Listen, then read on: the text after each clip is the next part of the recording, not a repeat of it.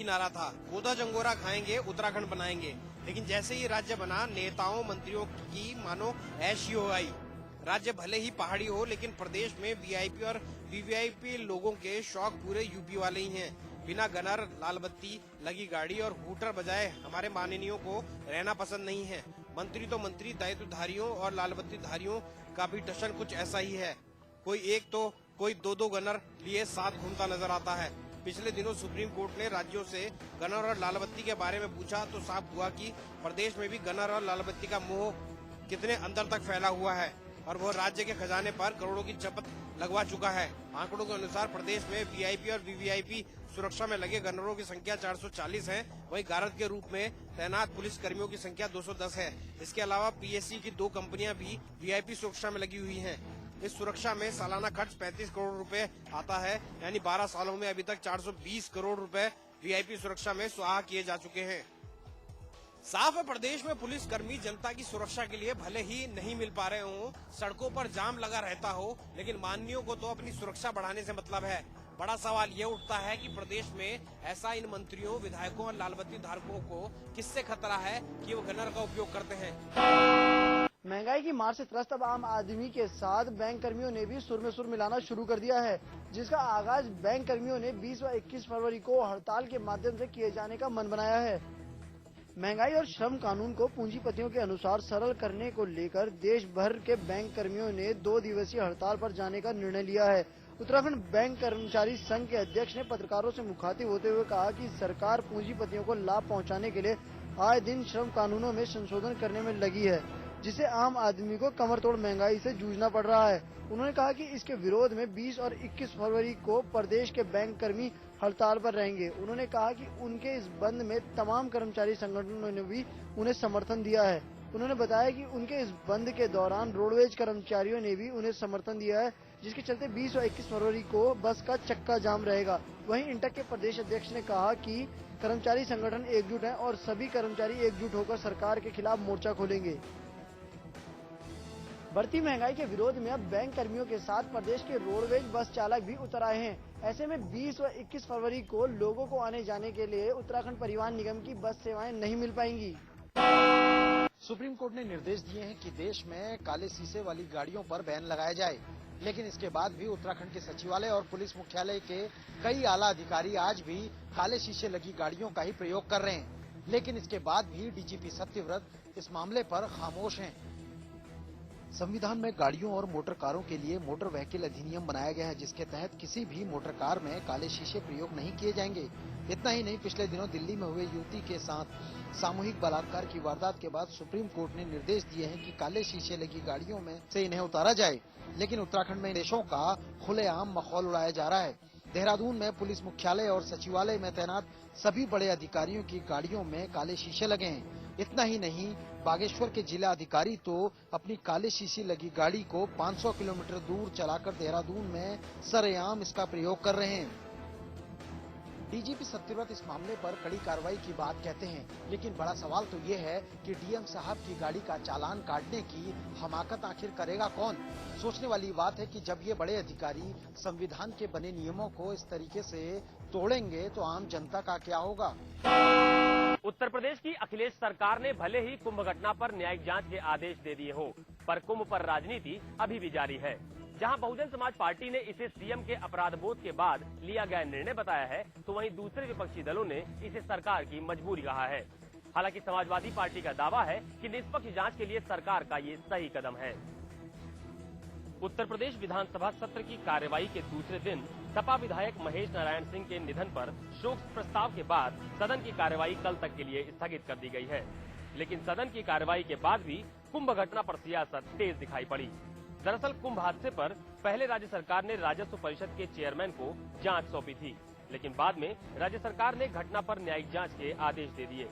राज्य सरकार ने हाईकोर्ट के पूर्व न्यायाधीश ओंकारेश्वर भट्ट को 2 माह में जांच पूरी कर रिपोर्ट सौंपने का जिम्मा दिया है। हालांकि बहुजन समाज पार्टी का कहना है कि कुंभ की घटना पर मुख्यमंत्री अखिलेश यादव को अपराध बोध हुआ है और मजबूरी में जांच के आदेश दिए गए हैं। वहीं भारतीय जनता पार्टी ने भी घटना पर जांच सिटिंग जज से कराने की मांग करते हुए कहा है कि वो मौजूदा जांच से संतुष्ट नहीं है। तो दूसरी तरफ कांग्रेस ने भी आरोप लगाते हुए कहा है कि घटना पर राजनीतिक दलों को लाशों पर सियासत नहीं करनी चाहिए और असलियत सबके सामने आनी चाहिए। वहीं सत्ताधारी समाजवादी पार्टी की सरकार का दावा है कि वो चाहती है कि निष्पक्ष जांच के जरिए दोषियों के चेहरे बेनकाब हो। विश्वास करने वाली समाजवादी पार्टी की सरकार है और इसके मुखिया ने न्यायिक जांच के आदेश इसलिए दिए हैं कि दूध का दूध पानी का पानी हो जाए। भले ही कुंभ की घटना पर अखिलेश यादव ने न्यायिक जांच के आदेश दे दिए हो, लेकिन विपक्ष के तेवर ये साफ संकेत दे रहे हैं कि सदन की कार्रवाई में आने वाले दिनों में विपक्ष इसे एक बड़ा मुद्दा बना सकता है और देखना होगा कि तब अखिलेश सरकार इस घटना पर विपक्ष को क्या जवाब देती है। लखनऊ पुलिस के हाथ लगी है एक बड़ी कामयाबी।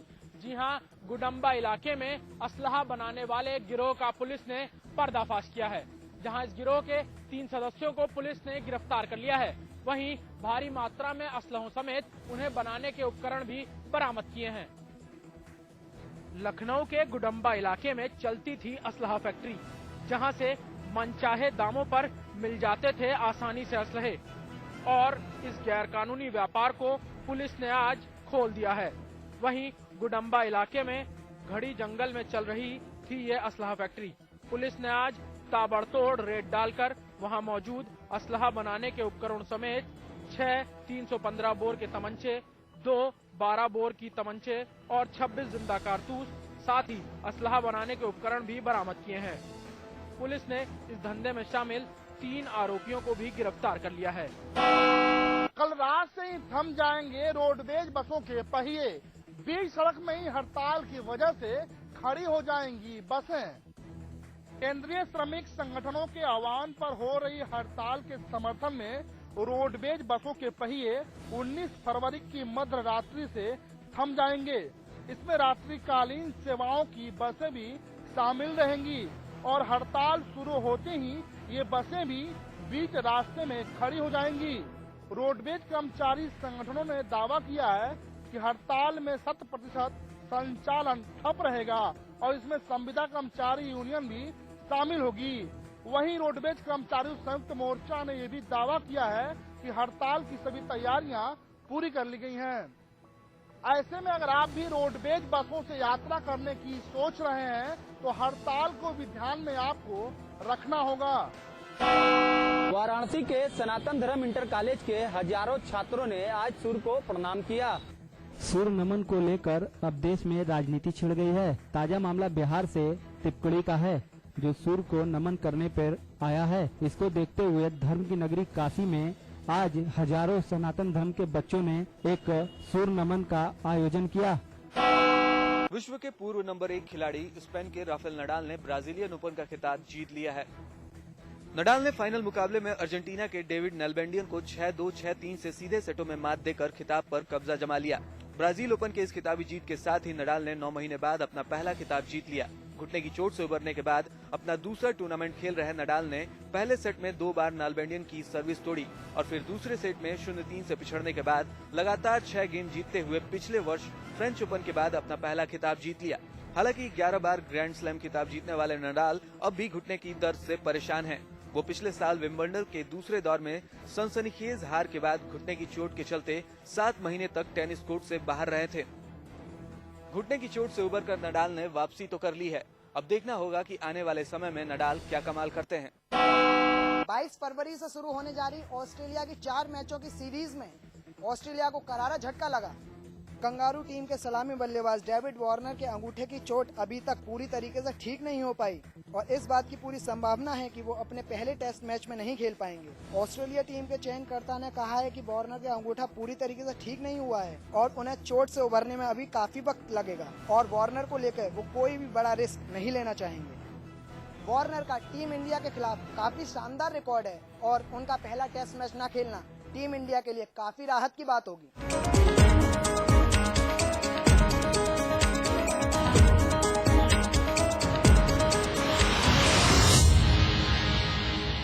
मैं चाहूंगा कि जब जब भी मेरा जन्म हो वृंदावन की इसी पावन भूमि में हो।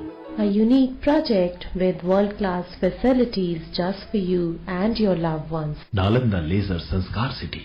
at Vrindavan. पवित्र कुंभ पर्व का तीर्थ है इलाहाबाद। इंसान तो इंसान, परिंदे भी खींचे चले आते हैं यहाँ। इलाहाबाद एक ख्वाब है पुरखों का, एक सपना है नई पीढ़ी का। महापौर अभिलाषा गुप्ता नंदी ने साकार किया वो सपना। साफ सुंदर और हरा भरा शहर है अपना इलाहाबाद। एक बार जो आए यादें शहर की दिल में बस जाएं। दिल बस यही दोहराए, नंदी है तो अच्छा ही होगा। कुंभ नगरी प्रयाग में आपका हार्दिक स्वागत एवं अभिनंदन है। जिंदगी में समझौते हमें कबूल नहीं, ये सीखा है हमने रजनीगंधा बनाने वालों से, जो क्वालिटी से कभी भी कोई भी समझौता नहीं करते। रजनीगंधा, क्योंकि इसमें है 200 रुपए प्रति किलो अव्वल क्वालिटी की सुपारी, 900 रुपए प्रति किलो खुशबूदार इलायची के दाने, 900 रुपए प्रति किलो गुणकारी कत्था, 90,000 रुपए प्रति किलो शीतल चंदन तेल, 2,60,000 रुपए प्रति किलो रूह केवड़ा। इसमें टेस्ट है, तंबाकू नहीं। तो आइए आप भी आजमाइए रजनीगंधा। रजनीगंधा, विश्व का सर्वाधिक बिकने वाला प्रीमियम पान मसाला। मेरा ही तो हिस्सा है तू, हर पल का किस्सा है तू,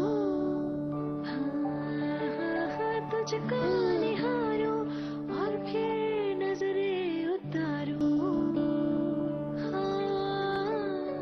खुशियाँ दी इतनी सारी सब तुम पे वारो।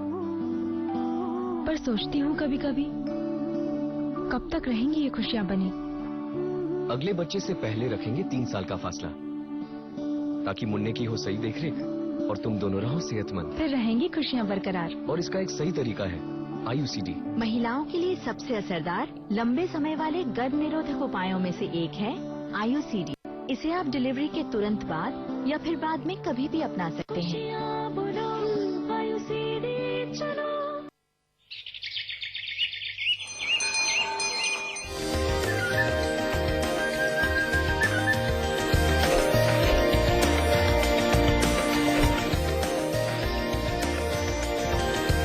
पेंटागन मॉल हरिद्वार, उत्तराखंड का सबसे बड़ा मॉल और मल्टीप्लेक्स निर्माता सुपरटेक। मैं चाहूंगा कि जब जब भी मेरा जन्म हो, वृंदावन की इसी पावन भूमि में हो। A unique project with world-class facilities just for you and your loved ones. Nalanda leisure Sanskar city.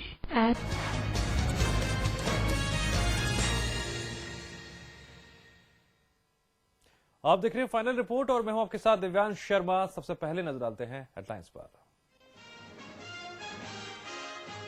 मंगलवार को विधानसभा में दूसरा बजट पेश करेगी अखिलेश सरकार, लेकिन विपक्ष ने भी तेवरों पर दी धार, सरकार को घेरने की तैयारी। राहुल गांधी की फटकार भी रही बेअसर, केंद्रीय इस्पात मंत्री बेनी प्रसाद ने की राहुल गांधी को प्रधानमंत्री बनाए जाने की वकालत, कहा अगले लोकसभा चुनाव में राहुल करेंगे नेतृत्व। 11 लाख की लूट का 12 घंटे के अंदर हुआ पर्दाफाश, बड़हलगंज में लूटे गए थे रुपए। गोरखपुर पुलिस ने 3 लुटेरों को किया गिरफ्तार। नोएडा पोस्ट ऑफिस घोटाले में फैसला, अदालत ने 7 दोषियों को दी 5 से 10 साल तक की सजा। साल 2000 में 1 करोड़ 17 लाख का किया गया था गबन।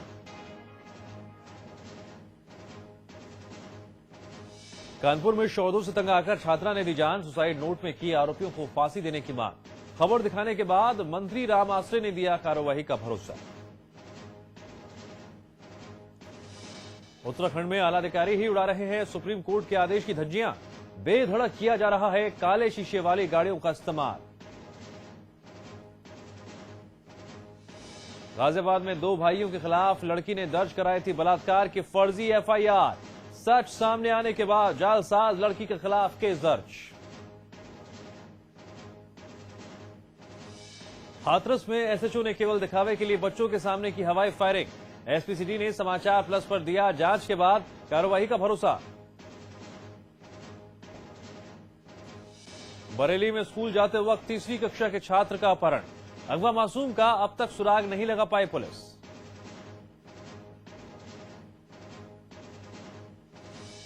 और इलाहाबाद पहुंची लोकसभा अध्यक्ष मीरा कुमार, संगम में लगाई डुबकी, गंगा में प्रदूषण पर जताया अफसोस।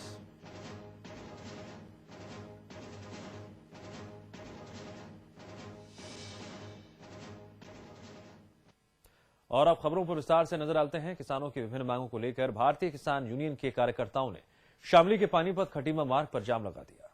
किसानों से वार्ता करने आए एसडीएम शामली को किसानों ने जाम स्थल पर ही